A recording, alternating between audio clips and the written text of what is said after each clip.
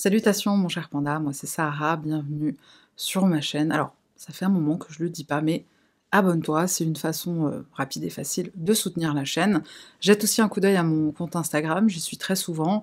Bon, c'est principalement pour partager des stories de chats et de bouffe, tu vas voir, on s'amuse comme des fous. Aruba, le Pérou, les USA, les Pays-Bas, fais ta valise, ce soir on voyage. Cette vidéo elle sera en deux parties parce qu'il y a vraiment beaucoup de choses à dire, c'est presque deux affaires en une affaire, enfin techniquement c'est deux affaires. Donc pour donner autant d'infos sur l'une comme sur l'autre, j'ai préféré faire deux vidéos et tu vas comprendre pourquoi, enfin tu vas comprendre la semaine prochaine, mais tu vas comprendre pourquoi. Trêve de blablaterie, on y va. Nathalie Ann Holloway naît le 21 octobre 1986 à Memphis, dans le Mississippi. Elle a un frère cadet qui s'appelle Matthew.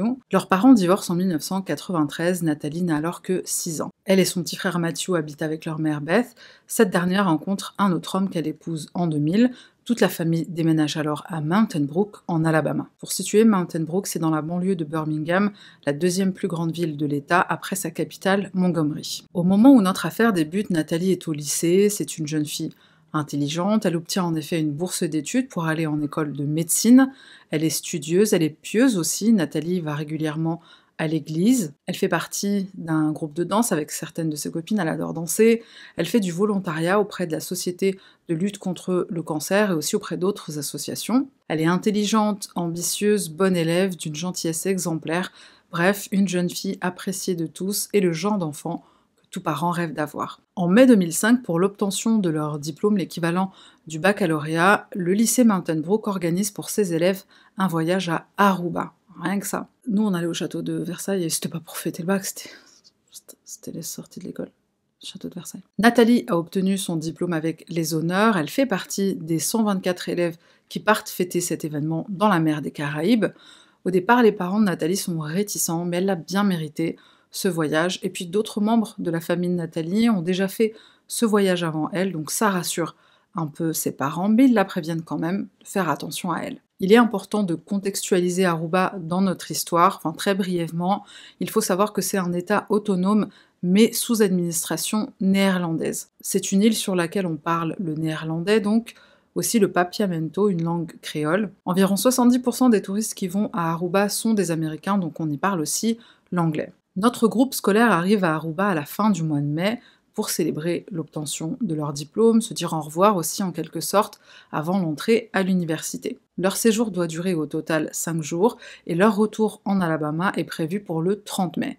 Sur l'île paradisiaque, nos étudiants sont hébergés à l'hôtel Holiday Inn, un hôtel situé en bord de plage, très pratique. Ils passent généralement leur journée à la plage, ensuite ils reviennent à l'hôtel faire une petite douche et ils se préparent à sortir le soir, tout en profitant du all-inclusive de l'hôtel, nourriture et boissons comprises. Boisson, ça veut aussi dire alcool. Et puisqu'à Aruba, l'âge légal pour consommer de l'alcool c'est 18 ans et pas 21 comme aux États-Unis, tout le monde en profite. Nathalie y fait aussi sa première expérience, comme la plupart de ses camarades. Elle a une préférence pour le Coca Light et le Bacardi. Pendant leur séjour, les élèves ont plus ou moins carte blanche. Alors ils sont bien sûr avec des accompagnants adultes, enfin adultes ils le sont aussi, mais ils sont avec des accompagnants quoi. Donc les accompagnants sont pas là pour les fliquer, ils sont là surtout pour s'assurer que tout se passe bien. Donc ils les retrouvent à un moment dans la journée, ça va, ok, amusez-vous bien. Les élèves s'amusent, un peu trop même, puisque les hôtels les informent que l'année prochaine, ils ne veulent plus les revoir.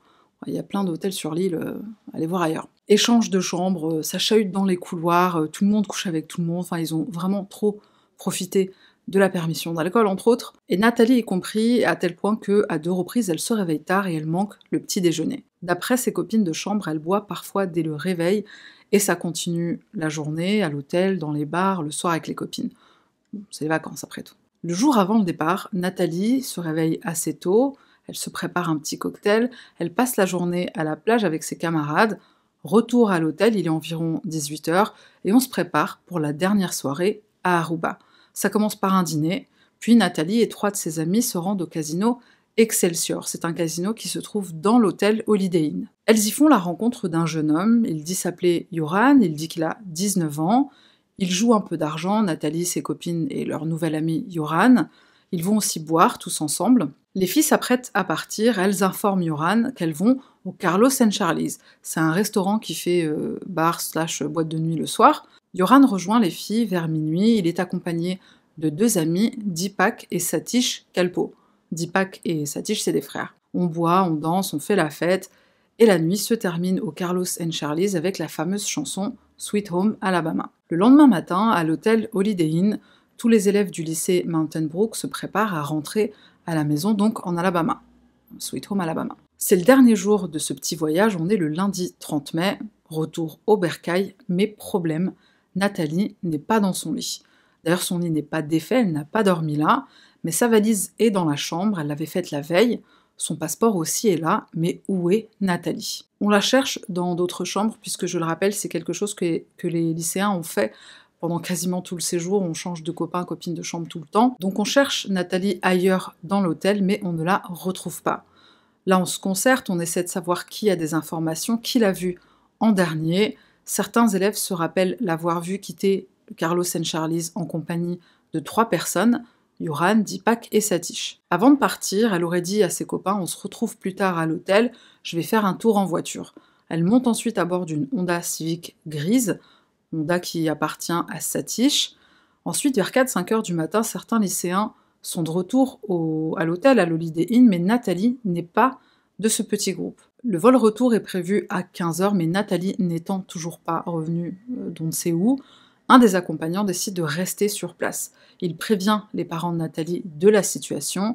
Beth, sa mère qui revient tout juste d'un week-end, n'a même pas le temps d'arriver chez elle, elle fait demi-tour. Elle se rend à l'aéroport, elle roule à toute allure, elle se fait même intercepter par un policier qui, au lieu de lui mettre une amende pour excès de vitesse, va lui donner le numéro de téléphone d'un de ses amis, qui est agent du FBI, pour l'aider au cas où elle ait besoin à retrouver sa fille. Beth arrive à Aruba à 22h, elle se rend directement à l'hôtel Holiday Inn. À la réception, elle explique que sa fille a été vue pour la dernière fois en compagnie d'un jeune Hollandais rencontré dans leur casino. On lui montre les images de vidéosurveillance du casino, donc, où sa fille est en effet en présence de ce jeune homme. Beth va prendre note de sa description physique, et avec un guide local, elle, son mari et certains amis du couple qui ont aussi fait le voyage à Aruba se déplacent à travers la ville à la recherche d'informations. Qui est ce jeune Hollandais? Il propose de l'argent à des jeunes qui sont dans les rues contre des informations. Un jeune homme va accepter la somme de 100 $ en échange du nom complet de Yoran et aussi de son adresse. Yoran van der Sloot, et il habite, je sais pas où il habite, mais il habite sur l'île. La mère de Nathalie se rend au commissariat pour signaler la disparition de sa fille. Et puisqu'elle a commencé elle-même une sorte de petite enquête, elle donne aux officiers les informations collectées, c'est-à-dire le nom et l'adresse de la dernière personne à l'avoir vue, d'après les images de vidéosurveillance et aussi d'après plusieurs témoins. Pas seulement les camarades d'école de sa fille, mais aussi des personnes qui se trouvaient au bar-restaurant, le Carlos and Charlie's. La police ne va pas prendre très au sérieux son inquiétude, alors il commence par lui dire « c'est peut-être enfui ». Beth répond que non, ça lui ressemble pas. Et ensuite, il lui explique que sur leur île, ils ont l'habitude de voir des touristes américains qui font un peu trop la fête, alcool, drogue, etc. Ils disparaissent pendant quelques heures, mais ils finissent toujours par réapparaître. La maman de la jeune femme insiste, ça ne ressemble pas à sa fille, elle est vraiment inquiète du sort de Nathalie. La police l'accompagne alors à reculons chez la famille van der Sloot. Ils arrivent à leur domicile aux environs de 2h du matin. Mais seul Paul, le père de Yoran, est présent. Sa femme et leurs 2 autres fils sont en Hollande, et il explique que le fils qu'il recherche, donc Yoran, est de sortie, il est en boîte avec des amis. Paul précise aussi qu'il n'a pas vu de jeune fille blonde chez lui. Ensuite, il appelle Yoran sur son portable, rentre tout de suite à la maison, il y a les flics. Yoran revient, il est avec Deepak et Satish, on se rappelle les 2 frères. Yoran explique au départ qu'il ne sait pas qui est Nathalie. Et là, embrouille générale, ça crie de partout. Beth, elle est hors d'elle, avec tous les témoins qui les ont vus et les caméras de surveillance, elle sait que clairement il est en train de mentir. Là, tout le monde commence un peu à se calmer, et Yoran finit par admettre avoir vu la jeune femme. Ils ont un peu flirté, ils se sont même embrassés, et comme elle voulait voir des requins, lui et ses amis l'ont emmenée à la plage. Ils l'ont ensuite déposée à son hôtel vers 2h du matin et ils ne l'ont pas revue après. Le groupe de Beth lui demande donc de les emmener à l'endroit exact où ils ont soi-disant déposé Nathalie. Tout le monde se dirige alors vers l'hôtel Holiday Inn, donc voilà, on l'a déposée ici, elle avait vraiment beaucoup bu, mais on l'a vue entrer dans le lobby de l'hôtel. D'ailleurs, il y avait même un agent de sécurité avec un talkie-walkie. Aucun membre du personnel de l'hôtel n'a vu ni la jeune femme, ni les 3 gigolos la déposer en voiture. Beth, elle est désespérée. Elle sait que Yoran ment, donc elle est dans un état de frustration extrême. Et cette partie-là m'a vraiment brisé le cœur, mais elle va passer la nuit dans la chambre de sa fille avec la lumière allumée, et elle dira plus tard, c'est ce que fait un parent, il attend plein d'espoir avec la lumière allumée. De son côté, Yoran est quand même emmené au poste de police pour être interrogé et donner sa version des faits. La veille, il était en effet au casino Excelsior avec son père qui, malgré ses 17 ans, l'autorise à jouer au poker et au blackjack. Donc, entre parenthèses, Yoran a menti sur son âge à Nathalie et ses copines. Il n'a pas 19 ans, il en a 17. Après qu'il ait joué au poker, il a été invité par une jeune femme à jouer sur sa table à elle avec ses copines. Donc, cette jeune femme, c'est une amie de Nathalie. Il va confirmer ce que cette amie lui a dit, à savoir qu'elle lui a proposé de les rejoindre plus tard au Carlos and Charlie's. Il y va accompagné de Satish et Deepak à bord de la Honda Civic qui appartient à Satish. On fait la fête, on prend de la drogue, mais pas Yoran. Non, Yoran, c'est un garçon sage qui ne prend pas de substance. Nathalie monte en voiture avec eux. Yoran lui aurait proposé d'aller chez lui, profitant de l'absence de sa mère. Et il ajoute ensuite qu'avec Nathalie, ils s'embrassent à l'arrière de la voiture en se dirigeant vers la plage. Mais là, Nathalie, elle change d'avis. Elle veut retourner à son hôtel. Yoran va donner des détails très explicites de tout ce qu'il s'est passé sur la banquette arrière de cette voiture. Bon, apparemment, il n'y a pas eu que des bisous. Il a aucun problème, aucune gêne à dire ça à la mère de Nathalie. Et là, fin de l'histoire. Nathalie est déposée à l'hôtel. Deepak et Satish confirment cette version en ajoutant qu'ils ne voulaient même pas que Nathalie monte à bord de leur voiture tellement elle était ivre. Les 3 vont insister sur un élément fort intéressant. L'agent de sécurité qui était habillé tout en noir et qui avait sur lui un talkie-walkie. Il a presque pris en charge la jeune femme, ils l'ont vue, elle marchait pas droit, hein, donc il l'aurait aidée à entrer dans l'hôtel, et peut-être même à retourner dans sa chambre. Eux n'en savent pas plus, ils l'ont déposée et ils ne l'ont pas revue. Bon, perso, j'ai comme eu l'impression qu'ils essayaient de pointer du doigt l'agent de sécurité, mais de manière subtile. Un homme vêtu de noir, c'est le dernier à l'avoir vu. Les recherches continuent, on placarde des avis de disparition, ça se dit, des avis de disparition, bon, des avis de recherche un peu partout sur l'île. On frappe aux portes, on cherche où on peut, comme on peut, vu que la police n'a même pas encore officiellement lancé les recherches de leur côté. Pour eux, il n'y a rien d'inquiétant, elle va réapparaître, ou alors elle est partie volontairement, une sorte de fugue, ou alors elle a trouvé un amoureux et elle veut pas rentrer. La police, à ce stade-là, ils attendent que ça se passe, et d'ailleurs seuls 2 commissariats sur l'île sont au courant de cette disparition. Par contre, les habitants prennent cette disparition très au sérieux. Ils se joignent à l'effort de recherche, ils rejoignent Beth, son mari et leurs amis. On trouve des dizaines de pistes, dont la plus importante, les images de vidéosurveillance de l'hôtel, qui vont confirmer que Yoran, Deepak et Satish ont menti. Ils ne l'ont jamais déposé à l'hôtel. Et pourtant, la police ne les arrête pas. En colère, désemparée et pas du tout soutenue par la police, Beth va alors donner une interview télévisée. Son ex-mari également, donc le père de Nathalie. Au départ, Beth, elle est d'une force et d'une détermination incroyable. Elle parle à la presse, à la police, elle frappe aux portes, elle retourne la terre, elle prend même pas le temps de pleurer, et un jour, elle craque. Elle va sur la plage, elle tombe à genoux et elle prie. Elle demande à Dieu de lui ramener sa fille saine et sauve. Et puis elle reprend les recherches de plus belle.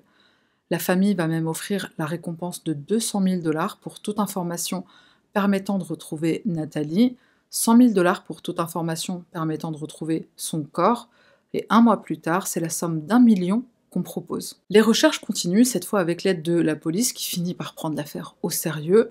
En plus des 700 volontaires déjà sur le terrain, environ 4000 personnes, tous départements confondus, sont déployées. Officiers, hélicoptères, équipes de plongeurs, des chiens même. 10 jours après la disparition de Nathalie, on arrête enfin les frères Kalpoe et bien sûr Yoran. On découvre lors de leurs interrogatoires qu'ils ont menti, et voici une autre version des faits qu'ils vont donner. Les frères Kalpoe ont déposé Yoran et Nathalie sur la plage. Yoran confirme, il ajoute qu'avec Nathalie, ils ont fait des trucs sur la plage, ils ont regardé les étoiles, que c'est romantique. Nathalie s'est endormie, donc Yoran est parti, il l'a laissé dormir sur la plage, en plein milieu de la nuit. Pour la police, ce n'est pas suffisant pour maintenir Yoran en détention, il est donc relâché au plus grand désarroi de la famille de Nathalie. La police continue son enquête, on continue les recherches en gardant quand même un œil sur Yoran et sur les frères Calpo. De son côté, Beth, la mère de Nathalie, accompagnée par une équipe de journalistes, se présente au domicile de la famille Van der Sloot. Paul, le père de Yoran, lui répond. Il veut bien l'inviter à entrer, mais il refuse la présence des caméras. Paul est avocat, il est juge en devenir, donc on soupçonne que peut-être il essaie de protéger son fils. On soupçonne même qu'il est peut-être impliqué, parce qu'il a aidé à se débarrasser du corps. Si son fils va en prison pour meurtre, si tant est qu'il ait tué Nathalie, c'est pas juste lui qui risque gros, mais aussi Paul, le père. La journaliste qui est présente avec Beth chez les Van der Sloot, elle dira plus tard qu'elle n'a jamais vu quelqu'un transpirer comme Paul. En lui serrant la main, elle dit qu'il tremblait comme une feuille. C'est quand même un peu chelou. Cet échange ne donne rien, malheureusement, Paul ne donne aucune information, il n'aide d'aucune aide, et bientôt c'est toute l'île qui va tourner le dos à Beth. Ils ne veulent plus des journalistes, ils ne veulent plus de cette présence. Cette affaire a pris une telle ampleur et à une échelle internationale, ça fait de la mauvaise publicité. Aruba, faut savoir que c'est une île dont l'économie dépend principalement et même presque exclusivement du tourisme. Nathalie disparaît, mauvaise pub. D'autres femmes aussi disparaissent dans des circonstances similaires et à peu près à la même période, mauvaise pub aussi. De son côté, la police est sous une pression énorme. On les accuse en plus de mal faire leur travail. Les frères Calpo, les principaux suspects, ont été relâchés. À Aruba, la loi prévoit qu'on peut détenir un suspect pour enquête pendant quand même 116 jours. Ils sont libérés au bout de seulement quelques semaines. Leur détention, elle a clairement pas duré assez longtemps. On n'a pas bien mené l'enquête, en tout cas, c'est ce que pense Beth et son entourage. Le 23 août 2005, l'ouragan Katrina frappe les États-Unis. C'est une des pires catastrophes naturelles que connaît le pays, et forcément elle appelle l'attention de tous les médias.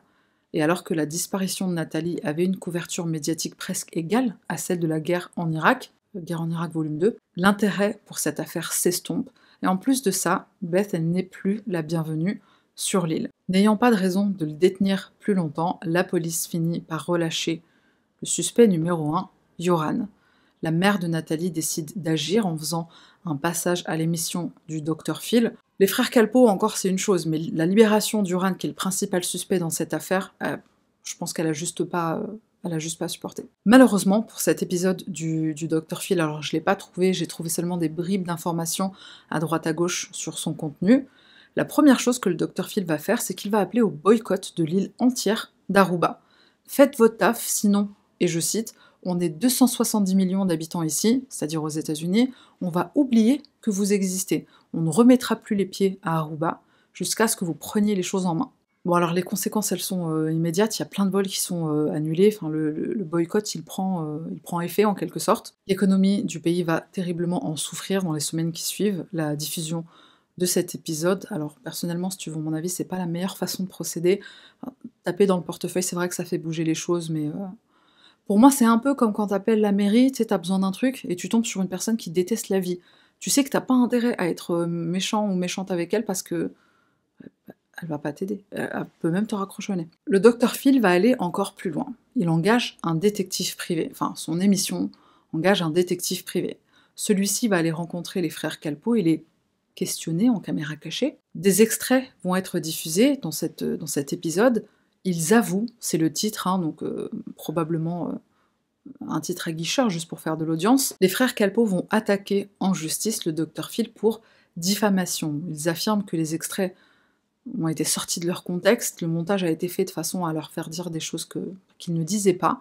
Alors je dis pas ça pour les défendre, parce que je pense sincèrement qu'ils sont impliqués, enfin, je pense au moins qu'ils savent quelque chose, mais c'est vrai que, enfin, moi je fais du montage, et personnellement je sais que, de première main, je sais que c'est très facile de monter de façon à faire sortir les choses de leur contexte et faire dire des choses à des gens qu'en réalité ils n'ont pas dites. La plainte des frères Calpo, elle ne portera pas ses fruits, puis de toute façon le mal est fait.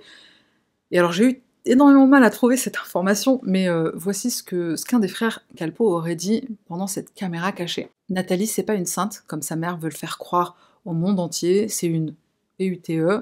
On a tous couché avec elle et c'était très facile. Alors bon, déjà elle était ivre, donc facile, tu m'étonnes, je me demande même si c'est pas un viol collectif même. Quand il dit on a tous couché avec elle, il parle de lui, son frère et Yoran, deux frères qui se tapent la même meuf. la même soirée. Alors autant tu peux faire un montage pour faire dire des trucs extraordinaires, autant là je sais pas comment c'est possible de faire un montage pour faire dire ça. On n'a pas encore vraiment parlé de Joran, donc là on va faire un petit historique rapide. Joran van der Sloot naît le 6 août 1987 à Arnhem, aux Pays-Bas. 1987, hein, donc on se rappelle, si tu fais le calcul, j'ai déjà dit, mais voilà, quand il rencontre Nathalie en 2005, il dit qu'il a 19 ans, c'est un mensonge, il en a en réalité 17. Joran est le fils de Paul, un avocat pour le gouvernement d'Aruba, futur juge, hein, on se rappelle, il est en formation. Anita, son épouse, est professeure d'art. La famille émigre à Aruba alors que Joran n'a que 3 ans, et à Aruba, la famille s'agrandit. Joran aura 2 petits frères. Joran étudiera au lycée international d'Aruba, où il obtient son bac avec les honneurs, lui aussi. Il fait du football, du tennis, un enfant prodige qui participe même à un tournoi Mouette et Chandon avec son père, un tournoi de tennis. Très jeune, Joran commence à avoir des petits soucis à l'école. Il ment, il vole, il est agressif, il ment à ses parents aussi, il leur vole de l'argent pour des addictions qu'il va développer très jeune, l'alcool et les jeux de hasard. Ça va prendre une telle ampleur que ses parents vont l'envoyer chez un psychologue, ça va pas vraiment aider. Une autre tendance qui naît très tôt chez Joran, c'est qu'il devient une sorte de playboy, pour rester courtoise. Il traite les femmes comme des objets, toujours pour rester courtoise. Il multiplie les conquêtes, il sort avec plusieurs femmes en même temps, enfin, plusieurs filles en même temps. Une de ses ex est interviewée un jour par un journaliste dans le cadre d'un reportage télévisé sur Nathalie, sur la disparition de Nathalie. Et la jeune fille, elle explique que Joran, au départ, il était très romantique. Ils ont commencé à sortir ensemble alors qu'ils avaient tous les deux 16 ans. Joran était très attentionné, il lui offrait des petits cadeaux, il lui écrivait des poèmes. Et au bout de quelques mois, bon, je te la fais courte, elle a grillé des messages et elle a vite compris qu'il y avait quelqu'un d'autre. Enfin, quelques-unes, en fait, il y en avait plusieurs. Autre exemple de comment Joran traite les femmes, un matin, une de ses conquêtes, il la vire de chez lui en lui jetant quelques pièces pour prendre le bus, genre c'est bon, j'en ai fini avec toi, dégage. Ce trait de personnalité chez Joran va encore rendre plus difficile la crédibilité d'une autre version des faits qu'il va donner, oui, parce qu'il va en donner 1000 des versions. D'après une de ces versions, c'est Nathalie qui voulait coucher avec lui le soir de sa disparition, et Joran aurait refusé. Il n'a pas de préservatif sur lui, donc non merci. Ses amis Dipak et Satish seraient alors venus le chercher. Ils ont vu que Nathalie était endormie sur la plage. Ils ont déposé Joran, et donc Joran est persuadé que un des frères, au moins un des frères, est revenu pour profiter de la situation, c'est-à-dire violer Nathalie, et puis probablement la tuer et l'enterrer quelque part. On revient maintenant à la libération de Joran, après une brève détention qui malheureusement n'a pas porté ses fruits. Donc après avoir été relâché, Joran est invité à plusieurs interviews qu'il accepte de donner avec grand plaisir. Premier arrêt, New York City. Il admet avoir menti et donné plusieurs versions des faits, mais c'est tout simplement parce qu'il avait honte d'avoir laissé Nathalie sur la plage, vu l'état dans lequel elle était. Il était persuadé qu'elle allait revenir, qu'elle allait finir par rentrer. Toute cette affaire, ça a terriblement affecté tout le monde, lui, sa famille, tous les habitants d'Aruba. J'aurais dû rester chez moi ce soir-là, dit-il. J'étais au mauvais endroit, au mauvais moment. Si je voyais Nathalie aujourd'hui, je la détesterais. Alors choqué, le journaliste lui dit « Mais comment ça, tu la détesterais ?» Et il dit « S'il s'avère qu'elle s'est enfuie volontairement, je la détesterais. » Pour faire toutes ces interviews, tant pour des médias américains que pour des médias hollandais, Joran est rémunéré. Tout cet argent lui permettra de payer ses études, puisqu'entre-temps il s'inscrit à l'université. Cet argent lui permettra aussi de financer ses addictions. Alcool, drogue et surtout jeux de hasard. Bien sûr, Joran van der Sloot est le principal suspect dans cette affaire de disparition, mais la police envisage d'autres pistes. Avant de parler des théories possibles, je voudrais mentionner quelques éléments importants qui n'ont pas du tout été examinés par la police. La clé de la chambre d'hôtel de Nathalie. L'hôtel confirme qu'elle est utilisée 3 fois la nuit de sa disparition. Il y a plusieurs possibilités. Peut-être qu'elle est en effet rentrée, Joran aurait donc dit la vérité. Peut-être qu'il s'agit d'une autre fille qui dormait aussi dans cette chambre et qui a pris la clé de Nathalie. On se souvient que pendant tout le séjour, les élèves échangeaient de chambre. Peut-être que c'est Joran lui-même, peut-être qu'il a dérobé la clé de Nathalie après qu'il se soit passé ce qu'il s'est passé. Alors c'est très peu probable, certes, mais en réalité on ne le saura jamais puisqu'il n'y a pas eu d'enquête sur ce point-là. Autre élément troublant, le lendemain de la disparition, quand Beth, la mère de Nathalie, vient frapper chez les van der Sloot, elle est accompagnée par la police, donc on se rappelle que seul Paul, le père de Joran, est présent. Joran est en train de faire la fête avec les frères Kelpo, et possible que cette soirée, c'était en fait, c'était pas une soirée en boîte de nuit comme d'habitude, c'était peut-être une excursion pour, pour nettoyer la scène de crime, pour se débarrasser du corps. La police n'a pas cherché à savoir où ils étaient ce soir-là. Et encore une fois, on ne saura jamais. Autre grave erreur de la police, c'est qu'ils ne réquisitionnent pas les images de vidéosurveillance du secteur. Enfin, ils le font, mais au bout de 3 semaines. Hein. Et comme tu le sais sûrement, certaines caméras sont configurées pour garder les enregistrements 1 semaine, 2 semaines ou même quelques jours seulement. Donc là, ils s'y sont pris beaucoup trop tard. Pourquoi ? La police refuse de répondre à cette question. On arrive maintenant aux théories principales envisagées par la police, en dehors de Joran, bien sûr. On va commencer avec les frères Kalpoe, les frères Partouzer. On découvre que la voiture de Satish a été lavée par Deepak le 30 mai, juste après la disparition de Nathalie. Alors bien sûr, hein, c'est suspicieux. Quand on l'interroge à ce sujet lors de sa brève détention, il dit qu'il la lave 1 fois par mois, donc il n'y a rien de bizarre là-dedans. C'est tombé ce jour-là, ce n'est que le fruit du hasard cosmique. Quand un officier lui demande s'il dirait la vérité, quitte à incriminer son frère, il répond « Je ferai tout pour mon frère, même si ça me coûte ma liberté ». Alors il fait tout pour son frère, il fait tout avec son frère. Deepak et Satish continuent d'éveiller les soupçons. Ils reviennent sur leur déposition initiale, puisque Joran est revenu sur la sienne. Une des versions des faits qu'a donné Joran, en effet, c'est que les frères Kalpoe l'ont déposé d'abord, ensuite ils sont repartis avec Nathalie à bord de leur véhicule. Donc il incrimine directement ses potes. À leur tour, ils disent à la police que non, en arrivant sur le boulevard je sais plus quoi, ils ont déposé Nathalie et Joran à quelques centaines de mètres de l'hôtel Holiday Inn. Donc on oublie la version selon laquelle ils l'ont déposé juste devant l'hôtel, l'agent de sécurité habillé de noir, tout ça. Ils les ont déposés tous les deux, mais ailleurs certes, et ils ont un texto de Joran qui le prouve. Dans ce texto, il dit à Satish qu'en rentrant chez lui, il va se connecter sur Internet. Donc ce que ça veut dire, c'est qu'en effet, les frères Kalpoe ne l'ont jamais déposé chez lui ce soir-là. Il dit dans ce texto « Je vous écris quand je rentre », donc c'est qu'il n'est jamais rentré, donc c'est qu'ils l'ont jamais déposé. Dans ce texto, il y a une autre chose qui est mentionnée, c'est le fait que Joran a oublié ses baskets sur la plage. Donc il serait rentré à pied, trajet de 45 minutes. Les baskets en question, c'est des baskets de marque qui coûtent cher et qui ont été ramenées des États-Unis. Donc il aurait pu facilement aller les récupérer, me diras-tu. Ce que certains pensent, c'est que ces baskets, elles étaient peut-être soit couvertes de sang, soit il y avait des empreintes incriminantes quelque part, donc il fallait qu'elles disparaissent. Et ce texto de la part de Joran, c'était peut-être pour lui un moyen subtil de dire à la police ne cherchez pas mes pompes, elles ont disparu. Une autre piste qui n'a pas du tout été enquêtée par la police, c'est celle du viol. Stacy, une américaine originaire de Boston, est en vacances à Aruba. Le 20 mai, soit 9 jours avant la disparition de Nathalie, Stacy est victime d'une tentative de viol. Elle est sur la plage et elle se dirige vers son hôtel quand un homme apparaît de nulle part en voiture. Il est complètement nu, donc ses intentions sont claires. Il court vers elle et il tente de l'attraper par le bras et de la faire monter dans sa voiture.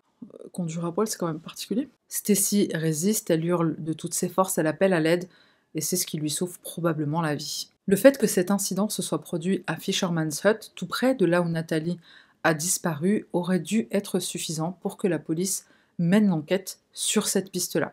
D'autant que Stacy a identifié son agresseur au commissariat quand elle a porté plainte, donc c'était pas une piste qui était difficile à envisager au moment où on avait encore le temps de le faire. Et alors tiens-toi bien parce que ça se gâte, un suspect va être arrêté. Il correspond à la description que Stacy a donnée, et pourtant il sera libéré pour on ne sait quelle raison, et il s'enfuit en Colombie. On perd et la possibilité de le poursuivre pour l'agression de Stacy et la possibilité de l'interroger pour la disparition de Nathalie. Alors, pourquoi a-t-il été libéré? C'est une excellente question. Le département de la police répond que son visa a expiré. Ils auraient pu le garder, la loi le prévoit, agression prend le dessus sur visa périmé, mais bref. On passe à la prochaine théorie, alors celle-là, elle est chaude, c'est le cas de le dire. On sait que Joran est un tombeur, il adore draguer à tout va, c'est sa spécialité, il affectionne particulièrement les étrangères, américaines et autres, il est tout le temps en boîte, dans des bars, etc. Dès qu'il repère une proie, il use de son charme, et il la ramène soit chez lui, soit dans un hôtel. Parfois, lors de ses ébats amoureux, il est avec ses potes, Deepak et Satish notamment, Ils font ça dans la même chambre et tout. Une fois, paraît-il, Yoran aurait amené une fille de 14 ans et il l'aurait filmée.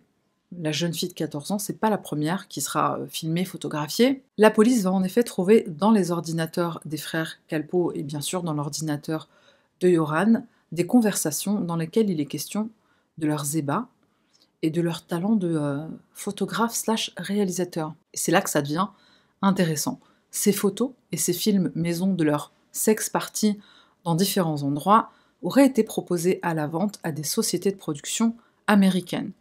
Sociétés de production qui font des films pornographiques, hein, je pense que tu avais compris. Pour ces transactions, le contact de Yoran et des frères Kalpoe, ce serait un certain Mr. Pink, un homme qui vivait à Aruba pendant un temps. Donc Mr. Pink, il est lui-même dans l'industrie du porno. Donc les achats des films /photos, c'est soit pour sa boîte à lui, soit il sert d'intermédiaire pour des plus grosses sociétés de production. L'autre élément qui a mis la puce à l'oreille de la police pour cette piste-là, c'est le fait que le soir de la disparition de Nathalie, Yoran a téléchargé 2 films pornographiques réalisés par une société de production basée à Miami. Alors donc on cherche à savoir par les relevés téléphoniques si Yoran a appelé cette société de production ou s'il a contacté Mr. Pink ou d'autres personnes qui servent d'intermédiaire. Cette piste ne donnera rien. Mr. Pink finira par répondre même à des journalistes qui font des documentaires, des reportages. Il explique que tout ce qu'il fait est légal et il dit aussi qu'il n'a aucun lien avec Yoran. L'enquête de la police va confirmer ça. Mr. Pink n'est plus considéré comme suspect ou même comme personne impliquée. On ne retrouve en effet aucun échange, aucun film, aucune transaction. Qui est Steve Crouse? Steve est un DJ qui travaille sur un bateau / boîte de nuit qui s'appelle le Tatou. Son nom de scène à Steve, c'est DJ Diablo. Ça laisse rien présager de bon. Deepak Kalpoe travaille dans un cybercafé que Steve fréquente souvent. Les 2 hommes se connaissent donc. Une semaine après la disparition de Nathalie, Steve se rend de lui-même... Toc toc, bonjour les flics. Il se rend de lui-même au commissariat et il raconte ce qu'il a vu le soir du 29 mai, le matin du 30. Il a en effet aperçu une Honda Civic grise déposer une femme blonde à l'hôtel Holiday Inn, et il ajoute que cette femme, elle était ivre, et à bord de cette voiture, il y avait 3 hommes. Par les caméras de surveillance, on sait déjà que c'est faux. Et en plus de ça, il y a 4 témoins qui disent à la police avoir vu Steve au bar Carlos and Charlie's le soir où Nathalie disparaît, et à des horaires où il était impossible pour lui d'être devant l'hôtel Holiday Inn pour être témoin de Nathalie qui est déposée par 3 hommes. Donc il y a la double preuve qu'il est en train de mentir. Steve est alors arrêté pour faux témoignage. Cheh. La police se dit, c'est qui ce mec qui se pointe sans que personne ne lui ait rien demandé et qui se fout de notre gueule? Soit il est impliqué dans la disparition même de Nathalie et donc potentiellement dans son meurtre, soit il veut aider les frères Kalpoe et Yoran, donc complicité pour cacher quelque chose. Si c'est pas les frères Kalpoe et Yoran, c'est quelqu'un d'autre qui est derrière tout ça, quoi. Un des enquêteurs va dire quelque chose que j'ai trouvé tellement vrai et parlant. Si tu mens sur un petit truc, tu mens sur un gros truc. Donc Steve, voilà. Une possibilité qui est envisagée, c'est que Steve a retrouvé Nathalie et Yoran à la plage. Il les a peut-être emmenés sur le bateau à bord duquel il travaille comme DJ, le Tatou. Nathalie, elle a peut-être été tuée sur ce bateau et son corps jeté par-dessus bord. C'est peu probable, puisque son corps, on pense qu'il aurait fait... il aurait sûrement refait surface, sans vouloir faire de jeu de mots morbides. Steve est très vite relâché, encore une fois, faute de preuves. Sa garde à vue de 10 jours lui vaudra d'être licencié du bateau Le Tatou, et ironie du sort, il trouve un travail dans une boîte de nuit dont le nom est Confession Club. Et en parlant de confession, on arrive à notre prochaine théorie qui pour moi est la plus troublante. John Christopher Ludwig. Qui est John Christopher Ludwig? Alors rappelle-toi de lui parce qu'il revient dans la partie 2 de cette affaire. John rencontre Yoran à Aruba, alors que Yoran est en plein milieu de cette tempête médiatique autour de la disparition de Nathalie. Ensemble, ils vont au casino, notamment, pour la faire courte, ils deviennent potes, ils deviennent très bons amis même. À la fin de l'année 2017, un documentaire est réalisé par la chaîne Oxygène. C'est une chaîne américaine. Ce documentaire, il suit le père de Nathalie, non pas son beau-père, son père-père. Il se rend à Aruba pour, en quelque sorte, enquêter sur la disparition de sa fille, accompagné par l'équipe de la chaîne Oxygène. Lors d'une interview dans le cadre de ce documentaire, John avoue avoir aidé son ami à se débarrasser du corps de Nathalie en 2010, soit 5 ans après les faits, après sa disparition. Et John explique au journaliste que son cher ami Yoran lui aurait proposé la somme de 1 500 $ pour qu'il récupère le corps de la jeune femme et qu'il s'en débarrasse. John s'exécute. Pendant un temps, il va stocker le corps de Nathalie chez lui, enfin chez sa tante, puisqu'il habite avec sa tante. Et ensuite, il décide que le meilleur plan d'action, c'est d'abord de briser tous les os qui sont très gros, les bras, les jambes, le crâne, ça va grandement lui faciliter le travail de destruction. Et ensuite, il brûle le tout dans une grotte, à l'abri des regards. Quelques semaines plus tard, John va faire une déclaration tout autre. Hello world, John Ludwig here. First of all, y'all watching this documentary from Oxygen, just because I said something in the first few episodes, that don't mean it's true. I told many lies in this story, more than one. So, saying she was cremated, no, didn't happen. Didn't happen at all. I was lying to Gabe when I was saying these stories before the truth finally came out because I never intended on actually telling anybody what actually happened. I never intended on actually giving him the actual truth detail, you know. I was always just gonna lead him on and give him the runaround basically, but not, you know, I didn't want to incriminate myself, but whatever, it happened, but luckily, because TJ's incompetence, they can't use that evidence against me anyway, so I'm alright with that. L'extrait qu'on vient de voir, c'est John qui revient sur les propos qu'il a tenus dans le documentaire. Il dit qu'il a menti, alors pourquoi? Et il y a des choses qu'il dit. Il dit je voulais pas m'incriminer. Parce que ça veut dire qu'il savait quelque chose. Alors certes, c'est peut-être pas ce qu'il a dit dans le documentaire, mais je pense qu'il sait. Je pense qu'il sait quelque chose. C'est obligé.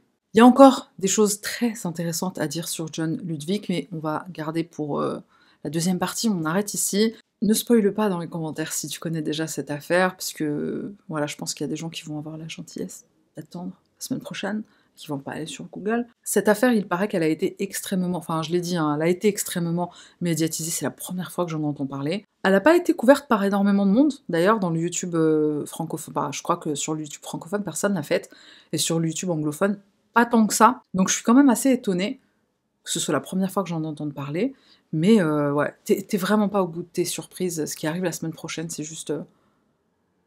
quelque part c'est incroyable, mais quelque part c'est aussi croyable, en fait. Je n'en dis pas plus, on se retrouve la semaine prochaine pour la suite, merci d'être resté jusqu'à la fin. Voilà, c'était pour moi.